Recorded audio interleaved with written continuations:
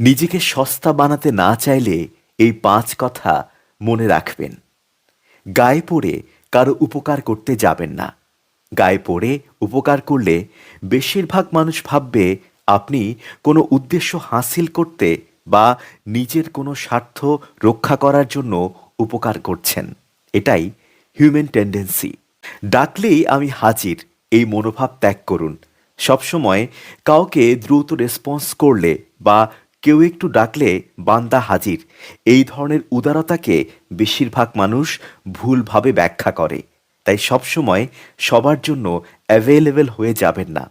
Priority বা প্রয়োজনীয়তার মাপকাঠির উপর ভিত্তি করে রেসপন্স করুন। জোর করে অন্যের জীবনে নিজের অস্তিত্ব খুঁজতে যাবেন না। যে আপনাকে সত্যিকার অর্থেই ভালোবাসে সে এমনিতেই তার জীবনে আপনাকে স্থান দেবে। জোর জবরদস্তি করে কারো জীবনে প্রবেশ করে নিজের ব্যক্তিত্বকে ছোট করে ফেলবেন না। জোর করে কখনো কিছু জয় করা যায় না।